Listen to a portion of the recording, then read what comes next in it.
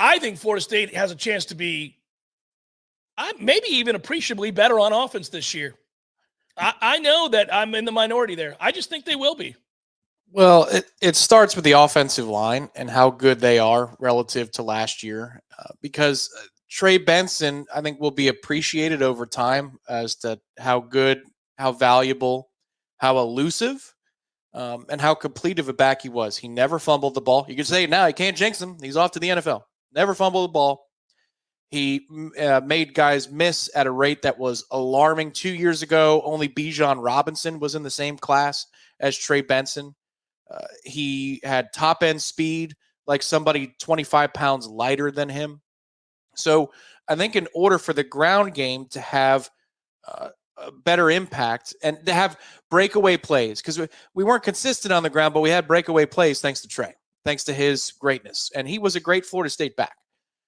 You need to be much better on the offensive line in terms of run blocking. And if you are, then Roy Dell can become a guy. Keziah can become a player.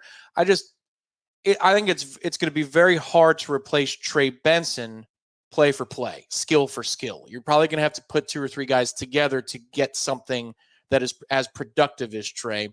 Same thing at receiver. You might have some guys that are projecting to get where Keon Coleman was. Are they there right now? That's tough to say. And Johnny Wilson was also something that is unique, that it's going to be hard to replace. The catch radius and the big catch ability. Like, who's going to be our guy on third and gotta have it? Because Johnny kind of was. Even though on 1st and 10, you were like, well, Johnny, you going to catch it?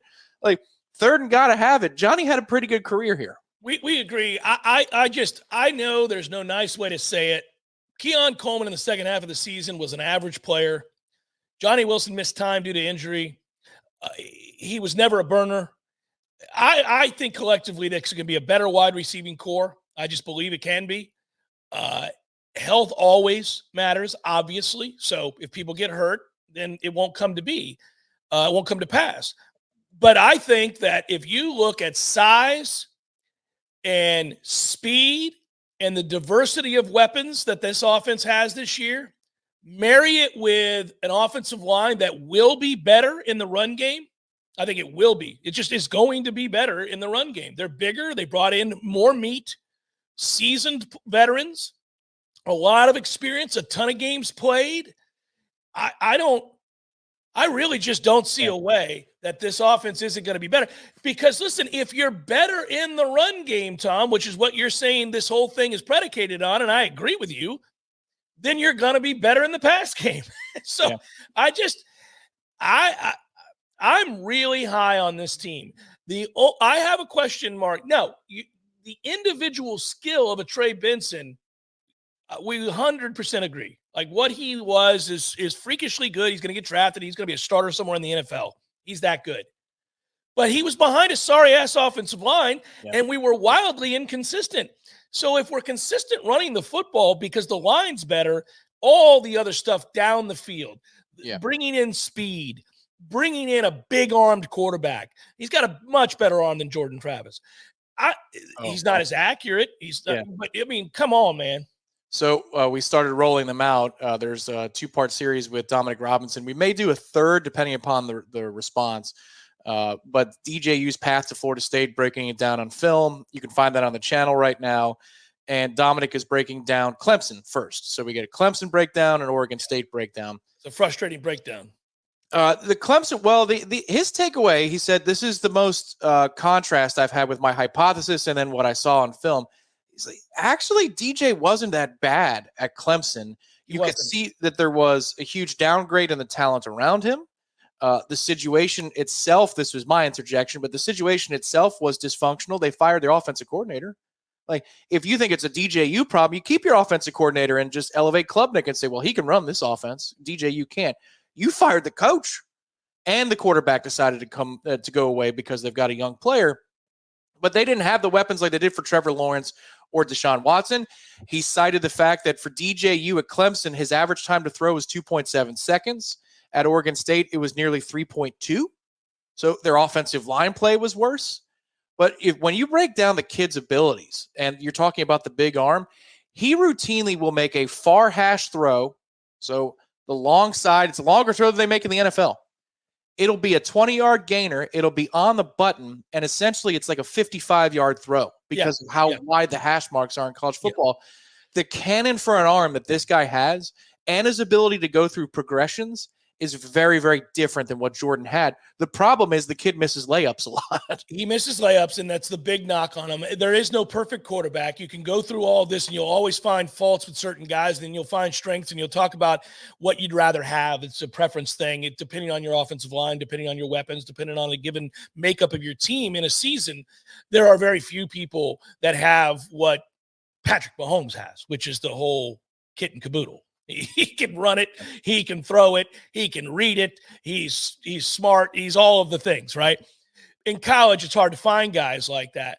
Jordan was limited.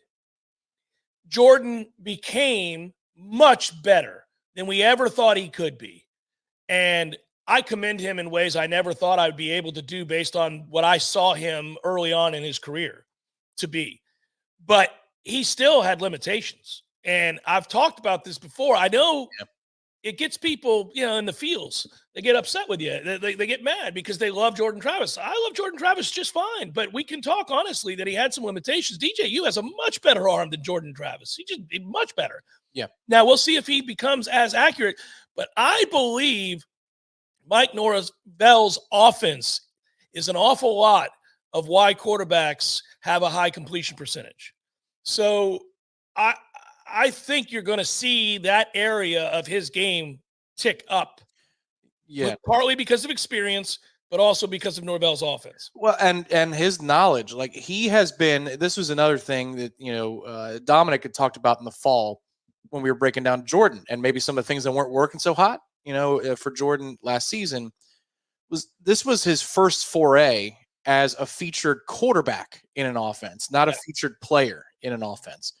Well, DJU has been the featured quarterback in every offense he's led since he was 12, maybe younger. Like it's a completely different thing. This is a refined quarterback who, for some reason, you got a wide open dude in the middle of the field. He's running to the left. You hit him in the back shoulder. He's got to adjust. He goes down, and it's a gain of 8 instead of a touchdown. Like that. That is DJU's issue. It's not turning over the ball. It's not understanding what coverages are doing. Like this is a very refined player. And the Jonathan Smith offense that he just came from is more multiple than anything he ran in Clemson. It runs circles around the complexity of the Clemson offense that he ran. So DJU is coming in here with an immense amount of knowledge about offense, about concepts, about variety of formations. Yeah. So it is an interesting marriage. And I'm telling you. Yeah. The thing that I think would free this offense up to be better than last year, I'm not quite there with you yet, but it's going to happen, Tom, is that it's devoid of stars. I think that matters. Yeah, you're not force feeding the football. You're right. There's no doubt it's devoid of stars. I do think Hakeem Williams is going to be a star. It can birth some stars here. It can happen over time. But like last year, the one concern I had in the summer before the season started was, man, there's only one football. We're going to keep everybody happy around here. That would be my number one thing. You might get stuck if you're Mike Norvell in between because you want to do this, you want to do that, because you have all of these opportunities. But it's like, will you not have an identity at some point? That was my number one concern. Man, this is just hand the ball off when you're supposed to, throw it to the open guy. None of these guys have any right to feel like they are stars. There's a stretch of play where, to your point, they didn't know who they were. I am going to continue to beat this drum, and I'm going to try to be careful along the way because I am prone to maybe hyperbolizing some of this to a degree. I didn't like last year's offense. I didn't like what we were trying to do. I didn't think the quarterback could do it. Keon Coleman was not himself for like the better part of 6 games. So it didn't make sense to do some of the things they were doing. We got screwed last year with injury that really muddied the waters of what you could do and what you couldn't do and what you were trying to do. And I feel like last year we were caught betwixt and between.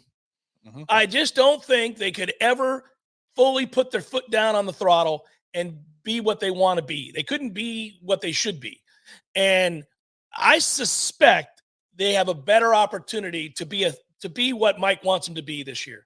And it starts with the offensive line. It starts with the offensive line. But from there, they have more pieces. There was not a single speedy receiver, like really fast receiver, that played any valuable snaps for Florida State last season. Mm-hmm. They haven't. Keon Coleman's not fast. He's fast enough when he's healthy. He's really good. He's a polished receiver. He's an NFL wide receiver, but he's not known as a burner. Johnny Wilson's not a burner. Really didn't have anybody who was going to be a burner because the dudes that had a chance to be, in particular Destin Hill, got hurt. So you just never had it. And then Jaheim Bell got hurt, and he was never the same after that ankle injury. Yep. We only got, I think we basically got 2 or 3 games out of Jaheim Bell where he was healthy. That's it. This could be a surprising aspect of what we see next year for the large majority of the fan base. They're going to be like, golly, we're so much better on offense this year. Why? This is why. This is why. So 2 more things on DJU real quick. Good DJU is as good as an elite professional, like the throws he makes. Like, right. It comes and fits and starts, but when you see it for a quarter or like sometimes a game, because I remember doing the lead up to our first game against DJU or it might have been the home game in 22. I was like, oh my God. He killed us in that game. He's lighting it up. And then, then you're like, well, this is weird. He's an amoeba. He's very hard to figure out. And that's the task for Mike Norvell. But the thing I would say, if you're going to defend him, if you're going to do like the debate thing and defend him, the legitimate way to do so with Oregon State, his average target height was 5'11". That's ridiculous. Yeah. What are we doing out here? He had Kermit Whitfield and Bobo Wilson. Yeah, not going to get it done. No. He didn't have what he's going to have this year.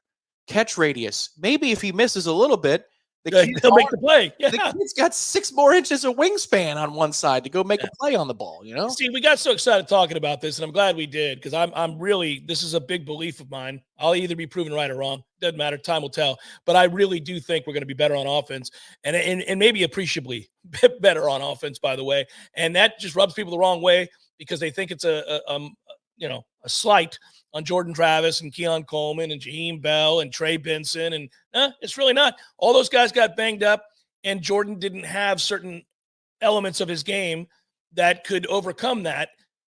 By the way, we went 13-0.